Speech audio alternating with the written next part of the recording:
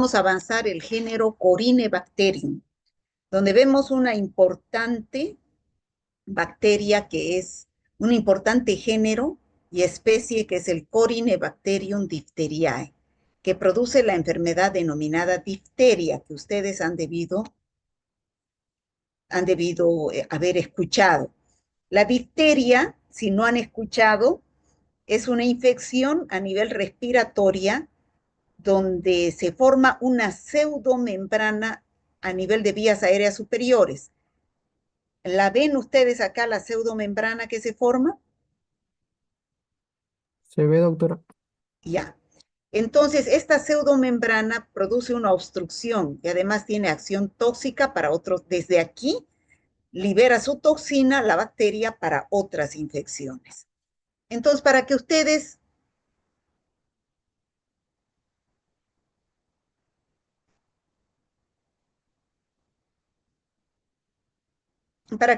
se ubiquen dónde estamos, hemos avanzado cocos gram positivos, estafilococos, estreptococos, y hoy día estamos entrando a avanzar los bacilos gram positivos, donde está el género Corynebacterium, del cual vamos a ver el Corynebacterium diphtheria como el más importante, y vamos a ver también el género Listeria monocitógenes, ¿ya? Y la próxima clase vamos a ver al género Clostridium y al género Bacillus. Hasta ahí vamos a dar el examen. Entonces, estamos en bacilos gram positivos, donde vamos a avanzar el género Corynebacterium, especialmente la especie Corynebacterium diphtheria, y del género Listeria, la Listeria monocitógenes.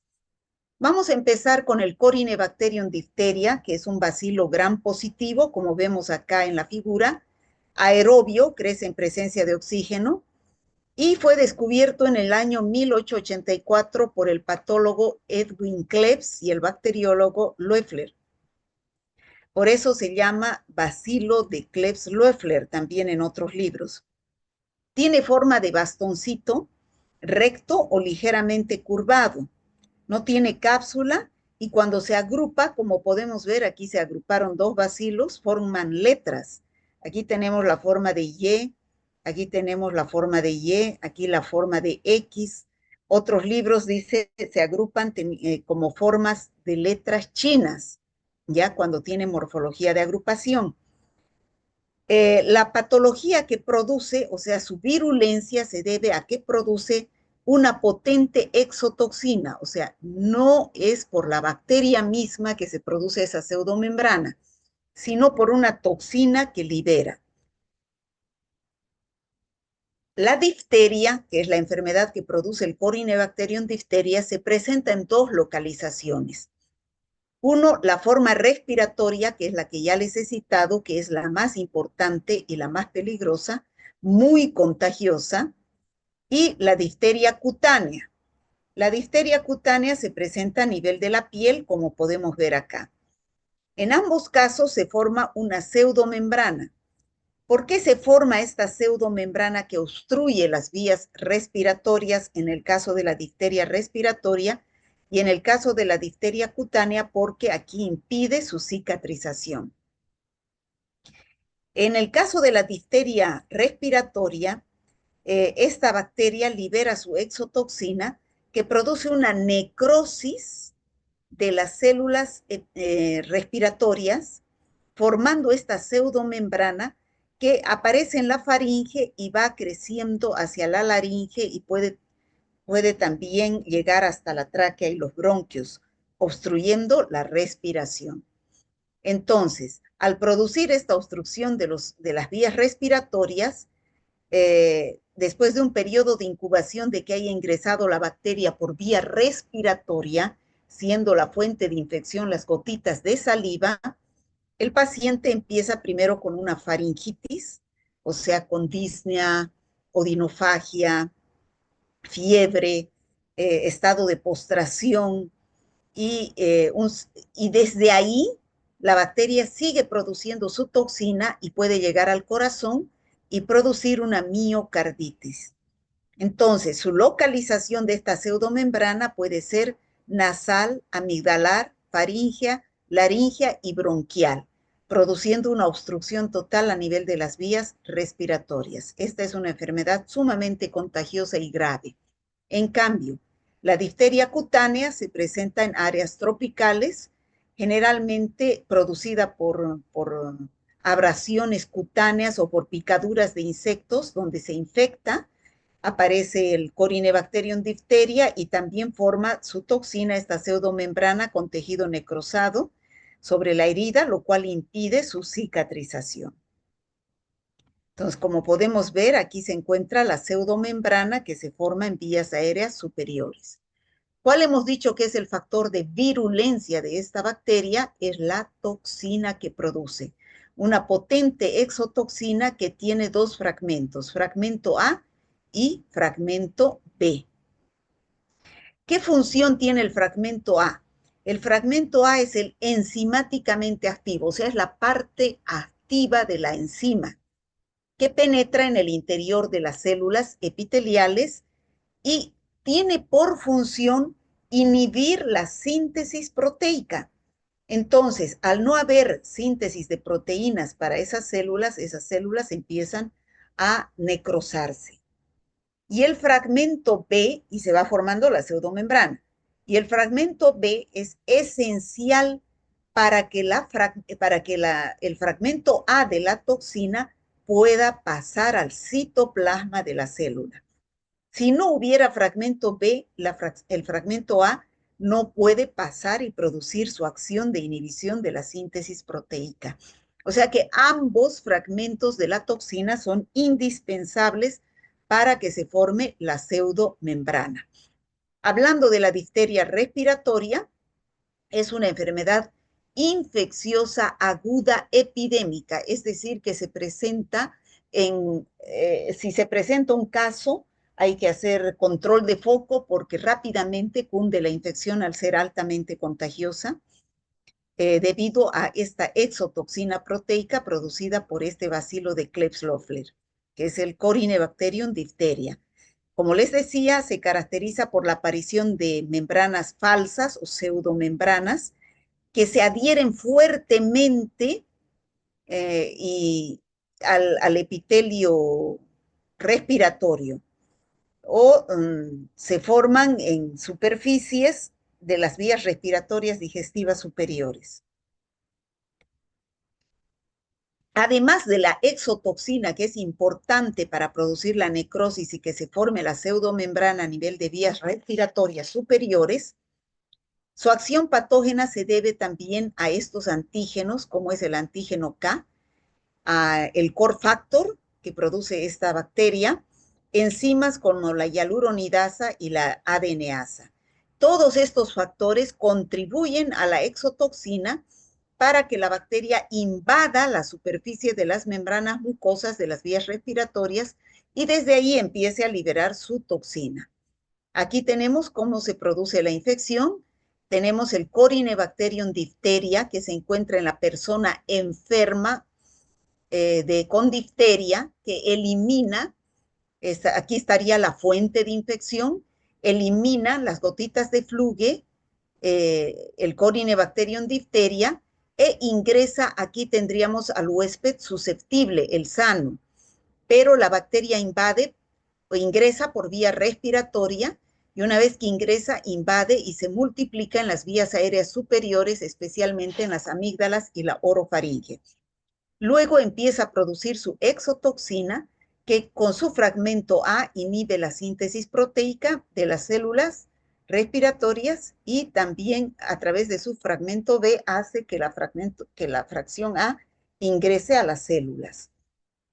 Entonces, una vez que la toxina ingresa dentro de las células, empieza a producir la necrosis de las células respiratorias y como resultado de esa necrosis se forma una pseudomembrana que recubre las amígdalas, que puede extenderse, como vimos anteriormente en la figura, a nasofaringe, laringe y tráquea, produciendo una obstrucción respiratoria. Esta sería una infección localizada a nivel de vías respiratorias superiores e inferiores. Pero no solamente se queda ahí. Esta toxina va hacia otros órganos, porque se sigue multiplicando el Corynebacterium diphtheria y se va hacia el riñón también. Desde el aparato respiratorio libera su toxina y se va hasta el riñón, hasta los músculos, hasta los nervios, hasta el miocardio, produciendo también al nivel de estos órganos necrosis, degeneración y hemorragias. Sobre todo en el tejido nervioso se produce por esta degeneración parálisis del velo del paladar, de los músculos oculares y de las extremidades. Y aquí ya se vuelve una infección generalizada porque está afectando a otros órganos, no solamente a nivel del aparato respiratorio. Entonces, resumiendo, podemos decir que la difteria respiratoria tiene dos fases, una fase local y una fase generalizada. La fase localizada es a nivel de las vías respiratorias, como vemos acá en la figura. Como dijimos, la bacteria ingresa por vía respiratoria, se multiplica en las células del epitelio respiratorio y va empezando a liberar su toxina que produce la necrosis de estas células y se forma la pseudomembrana en las vías respiratorias superiores, produciendo obstrucción, pero desde aquí también empieza a producir su toxina y va hacia otros órganos como ser el cerebro, el corazón, los riñones, el sistema nervioso, produciendo una fase generalizada, un cuadro de toxemia, y hay inflamación, necrosis, degeneración parenquimatosa y un fallo multiorgánico múltiple, siendo una infección sumamente rápida, aguda, y el paciente, si no recibe tratamiento inmediato, fallece, ¿no? Aquí tenemos la difteria respiratoria donde se forma la pseudomembrana. Esta enfermedad, al tener una fase localizada en vías aéreas superiores, tenemos que hacer una, un diagnóstico diferencial, o sea, diferenciar de otras enfermedades como las faringitis virales, que ya dijimos que producen una faringe eritematosa, edematosa, pero aquí no se observa la pseudomembrana, lo mismo la mononucleosis infecciosa, que produce una faringe eritematosa producida por el virus del Epstein-Barr, y aquí tenemos una faringitis estreptocócica producida, como hablamos la anterior clase, por Streptococcus pyogenes. Pero acá podemos ver claramente que no se forma en ninguno de estos casos una pseudomembrana, pero puede ser el inicio de una difteria respiratoria. ¿Cuál es el tratamiento? En primer lugar, debemos disponer de la antitoxina. ¿Qué es la antitoxina? Es un medicamento en contra de la toxina. O sea, es una mezcla de anticuerpos frente a las partes del fragmento A de la toxina y del fragmento B de la toxina. ¿Y qué hace el anticuerpo frente al fragmento A? ¿Qué actividad tiene? Inhibir la actividad enzimática de la toxina. O sea, si el fragmento A de la toxina es el que produce inhibición de la síntesis de proteínas, entonces estos anticuerpos de la antitoxina inhiben al fragmento A de la toxina para que no produzca esa acción de inhibir la síntesis proteica. Y lo mismo sucede con anticuerpos frente al fragmento B de la toxina. Estos anticuerpos de la antitoxina neutralizan la toxina, sobre todo su fragmento B, e impiden que el fragmento B que la toxina se fije en las células y produzca su acción necrótica. Además de la antitoxina, hay que tomar en cuenta las medidas generales. Estos pacientes van en mal estado de salud, llegan a la emergencia y hay que hacer ya, llegan con la fase generalizada, entonces hay que aplicar medidas generales, haciendo un tratamiento de los daños de otros órganos, como son la miocarditis, y a nivel de vías respiratorias, mantener la permeabilidad de las vías respiratorias para facilitar que el paciente pueda respirar a través de un respirador mecánico, de una traqueotomía, pero el paciente debe respirar, mantener permeables las vías respiratorias para que no se muera. Paralelamente hay que aplicar la antitoxina, que es la seroterapia, que son, como dijimos anteriormente, anticuerpos que neutralizan la toxina que ha producido la bacteria y que se encuentra circulando en el organismo humano. Y además hay que dar antibióticos. El antibiótico que actúa bien a este nivel es la penicilina, y si es alérgico a la penicilina, se da macrólidos como la eritromicina, eh, los cuales van a ir a destruir a la bacteria para que la bacteria no siga produciendo toxina. En cambio, la antitoxina neutraliza la toxina ya que está circulando, que ha sido producida por la bacteria.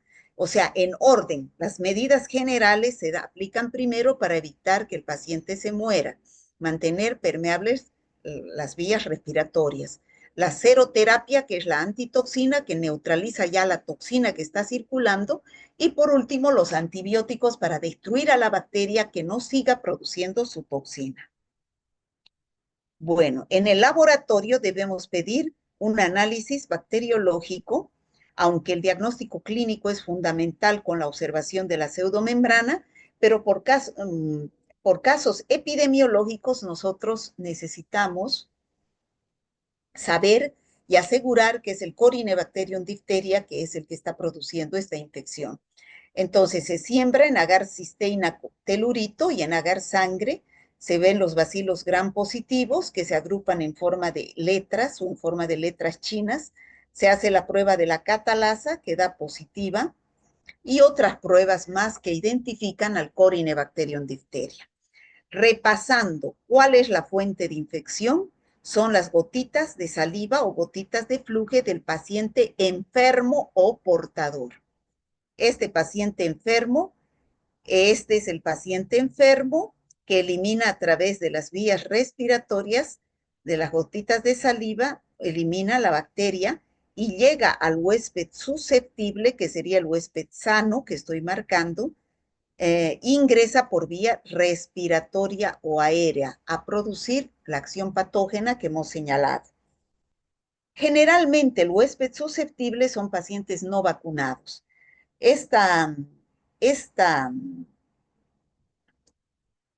esta enfermedad tiene su profilaxis mediante vacuna. Hay vacuna para recién nacidos, para los niños recién, para los bebés, que se aplica al segundo, cuarto y sexto mes de vida, que es la vacuna pentavalente, que cubre 5 enfermedades: difteria, tétanos, coqueluche, meningitis por Haemophilus influenza serotipo B y la hepatitis B. ¿Ya? Entonces, se da al segundo, cuarto y sexto mes de vida. Generalmente el huésped susceptible es aquel que no se vacuna. Y también puede dar a los adultos. Entonces, en los adultos ya no se aplica la pentavalente, sino la DT. Difteria viene con tétanos, o si no, simplemente la vacuna contra la difteria, ¿no? Aquí tenemos la vacuna pentavalente de la cual hablamos, que cubre difteria, tétanos, coqueluche, hepatitis B y meningitis producida por Haemophilus influenza serotipo B, ¿ya? Bueno, aquí tenemos que la profilaxis es por vacunas, que la antitoxina diftérica, en el caso de que sea de la herida, se desinfecta y se hace tratamiento también. Al paciente que está enfermo se lo debe aislar, o sea, se lo debe llevar a un hospital, a un cuarto separado, para que no siga contagiando a través de las gotitas de saliva, que son la fuente de infección. Evitar el contacto directo y dar la antitoxina. Bueno, eso sería la difteria en sus dos cuadros clínicos, difteria respiratoria y difteria cutánea. Ahora vamos a llevar otro bacilo gram positivo, que es la listeria monocitógenes. La listeria monocitógenes pertenece al género Listeria y es una antropozonosis.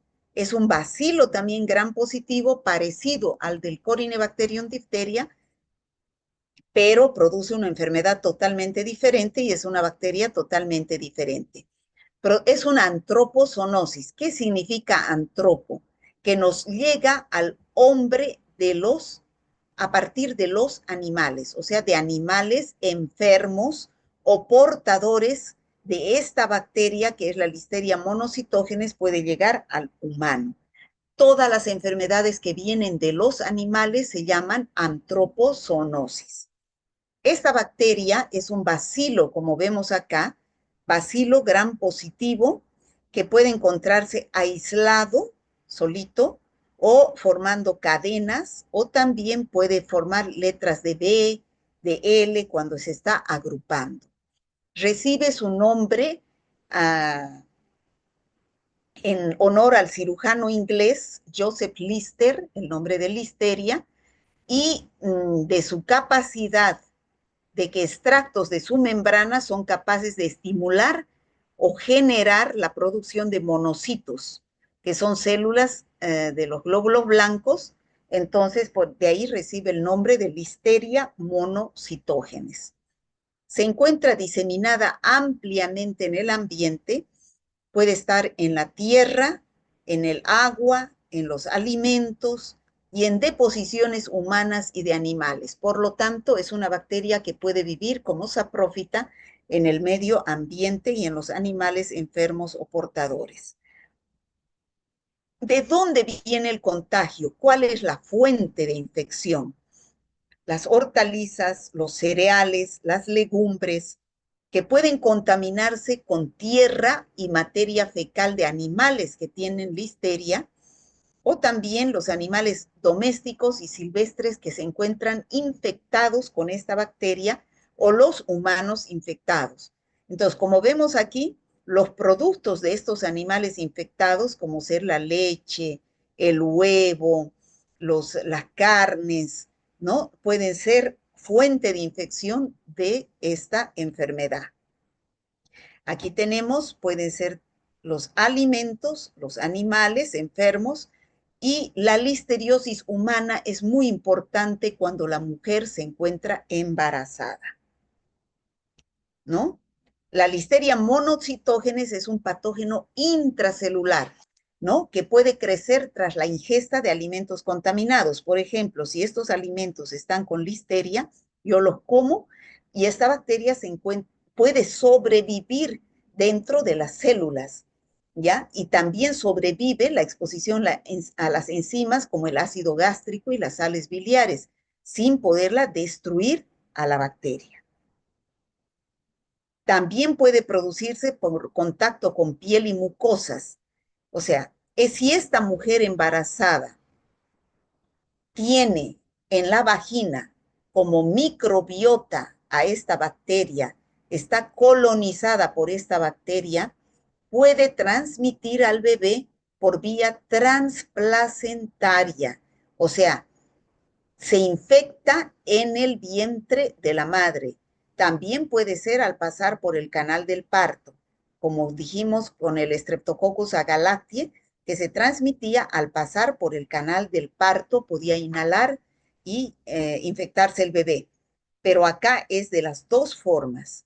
Este niño se infecta ya por vía transplacentaria cuando está en el vientre materno y se infecta y naciendo por parto o cesárea ya está infectado o al pasar por el canal del parto. Entonces, la patogenia, ¿cómo se produce la infección? Los mecanismos de transmisión en el feto son, o sea, lo que más interesa, de la madre al bebé, o sea, la transmisión congénita. La madre, si está infectada, va a tener a la bacteria circulando en la sangre. Entonces, ahí a través de la vía transplacentaria va a infectar al feto. Y ese bebé puede nacer con sepsis o meningitis. Iniciarse con una meningitis neonatal y volverse sepsis. O también puede ser, esta es por vía transplacentaria. O la segunda mecanismo de transmisión es a través del parto, ¿no? Cuando la madre está colonizada en la vagina, entonces con esta bacteria y el bebé aspira las secreciones de la madre y puede producir sepsis y meningitis neonatal. Esto es en el bebé. En el adulto, ¿cómo sucede en el adulto? Contacto con secreciones infectadas. O sea, vamos a ver que existe en el adulto varios mecanismos de transmisión. Y la ingestión de alimentos contaminados, como dijimos anteriormente, de animales que se encuentran enfermos. Entonces, ahí la bacteria invade el organismo produciendo lesiones granulomatosas y purulentas, ¿no? Al consumir sobre todo estos alimentos que se encuentran contaminados con la bacteria. Esto sería un resumen de los cuadros clínicos que produce la listeria. Vamos a ver primero en los neonatos que nacen de madres que están infectadas. Ya hemos dicho que puede ser por el canal del parto o por vía transplacentaria. Entonces, el bebé nace con meningitis y tiene una mortalidad del 20%. La mujer embarazada puede sufrir bacteremias por Listeria monocitógenes, pero puede no tener ninguna sintomatología. O si no, el bebé se infecta y se produce el aborto, o si no, el parto prematuro. Eso es en las mujeres embarazadas que están infectadas o colonizadas con Listeria monocitógenes. En los inmunodeprimidos, la listeriosis se manifiesta con una sepsis que puede llevar, o sea, una meningitis que puede llevar a una sepsis con una mortalidad elevada. O sea, en los inmunodeprimidos, chicos, cualquier infección puede producir estragos. Y en los adultos sanos, es decir, en los inmunocompetentes, si es que se come animales infectados, se respira aire contaminado, la infección es generalmente asintomática, aunque a veces puede ocurrir un cuadro diarreico o pseudogripal. Entonces, vamos a ver primero la listeriosis neonatal, que puede ser igual que la listeriosis por Streptococcus agalactiae de comienzo precoz o de comienzo tardío. Precoz los primeros 4 días de vida y tardío de la primera a la cuarta semana. Cuando es de la madre que al pasar por el canal del parto o por vía transplacentaria, este niño nace en estado de muerte aparente, es decir, presenta una secreción por la nariz, una rinitis purulenta, el hígado y el vaso se encuentran grandes, a eso se llama hepatoesplenomegalia, y aparece una erupción en la piel, un exantema. Y entonces puede también tener meningitis y sepsis en un 50%. En cambio, cuando es de comienzo tardío, recién aparece entre la primera y la cuarta semana, a veces se presenta meningitis y a veces una afección pulmonar. Entonces, volvemos a repetir, ¿cuál es el reservorio de la bacteria? Los animales, por eso se llama antropozoonosis. ¿Qué animales pueden ser los mamíferos, los pájaros, los peces? ¿Y cómo se produce la transmisión? El mecanismo de transmisión puede ser por varias vías. Directo del animal al hombre. Por ejemplo, este carnicero, si tiene alguna herida, esta carne con listeria, entonces puede ingresar directamente al manipular a esta bacteria en material infectado. O también puede ser un veterinario que esté agarrando productos contaminados con listeria. Puede ser indirecto también del animal al hombre al comer alimentos de animales contaminados o sus productos. Por ejemplo, la carne, al comer queso, huevos o al comer la leche, porque los pájaros, los peces, los mamíferos son la fuente de infección, ¿no? Y sus productos. Ingestión de alimentos de animales infectados como la leche, el huevo. O también puede ser indirecto al inhalar polvo contaminado. Por ejemplo, en los establos, si hay animales enfermos, ese ambiente del establo va a estar contaminado con listeria y puede ingresar por vía respiratoria al huésped susceptible. Y como ya dijimos, contagio interhumano, es decir, de la madre embarazada a la bebé, ya sea por vía transplacentaria o al absorber eh, al pasar por el canal del parto. Entonces ahí tenemos los productos de la listeriosis. Profilaxis, ¿cómo podemos prevenir estas infecciones? En las empresas de alimentos se debe implantar un programa de autocontrol en los procesos. Por ejemplo, la leche se debe almacenar a menos de 4 grados centígrados. Durante el proceso de los alimentos, evitar que contacten los alimentos ya cocinados con los crudos. El trabajador que tenga síntomas de padecer la enfermedad debe abstenerse de manipular los alimentos porque puede contaminarlos y cocinar y durante el tiempo suficiente para poder destruir a la bacteria al cocer y desinfectar y lavar los vegetales con hipoclorito de sodio al 1%.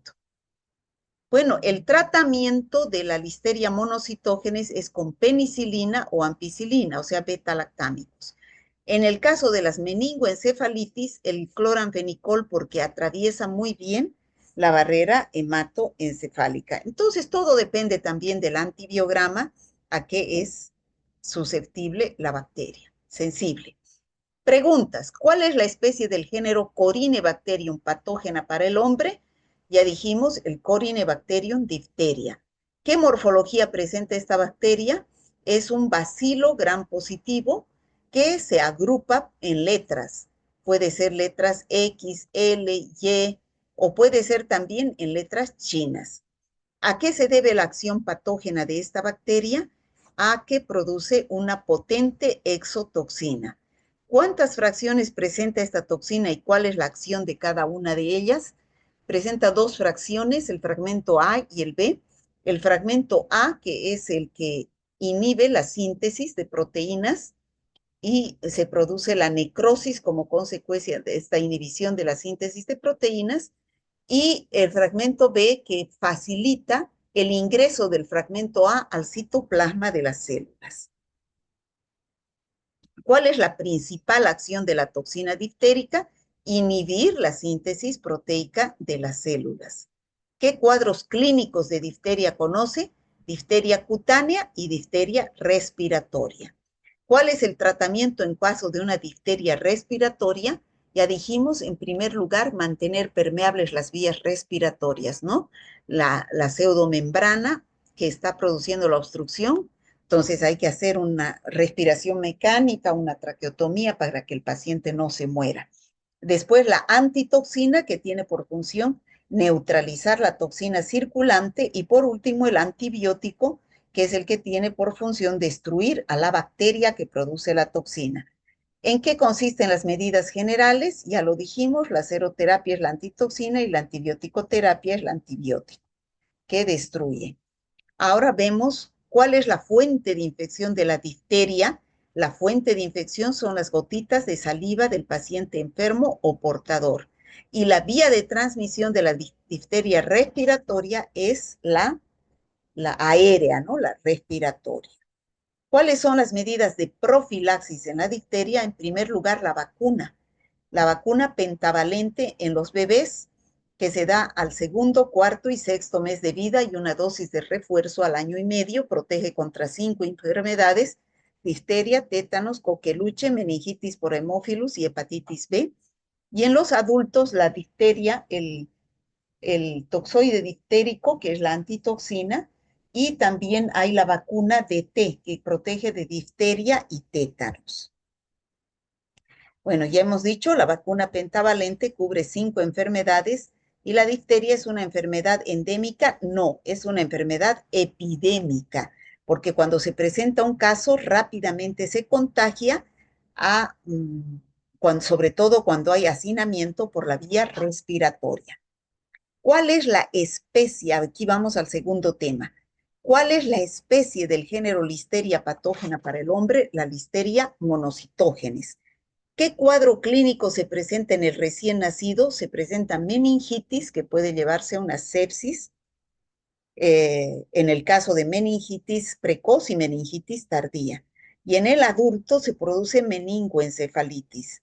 Y en la embarazada, en el adulto, en los inmunodeprimidos, se produce una inmunoencefalitis. En los adultos mayores, que son inmunocompetentes, puede pasar asintomática, ¿no? Al igual que en la embarazada, se puede presentar en forma asintomática, pero es capaz de transmitir a su bebé. ¿Y cuál es el reservorio de la bacteria? Son los animales, que pueden ser los animales, el animal las aves, los mamíferos y sus productos, ¿no? ¿Y cuál es el mecanismo de transmisión? Hay tres vías. Uno, que sería la vía cutánea, a través de una herida, en el caso de ser una enfermedad profesional, por ejemplo, los carniceros, los veterinarios, si tienen una herida y manipulan esta carne de animal contaminado. Segundo, sería la vía respiratoria en los establos donde hay animales enfermos, se respira este aire contaminado. Tercero, sería una transmisión indirecta al comer por la vía oral alimentos de animales y sus productos contaminados. Y un mecanismo de humano a humano, este es el único mecanismo de transmisión de humano a humano, la madre embarazada a su bebé por dos vías, transplacentaria o por vía del parto, del canal del parto, ¿no? Ese niño va a presentar meningitis o meningoencefalitis. Bueno, eso sería todo por hoy, chicos.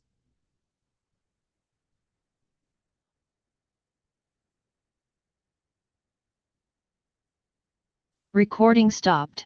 No sé si tienen alguna pregunta. Doctora, una consultita. Profilaxis viene a ser lo mismo que prevención, ¿no? ¿O no? Profilaxis igual prevención. Ustedes ya no hablan de prevención, hablan de profilaxis. Gracias, doctora. Son sinónimos, ¿ya? La profilaxis es para prevenir la enfermedad en los sanos, en las personas sanas. Por eso siempre las vacunas se dan como profilaxis a las personas sanas, no se vacuna a las personas enfermas. En cambio, el tratamiento es para las personas enfermas, no es para las sanas. El tratamiento es con la toxina o con el antibiótico, ¿ya? Para la persona enferma, ¿me entiende? En cambio, la profilaxis es para la sana. ¿Se entendió?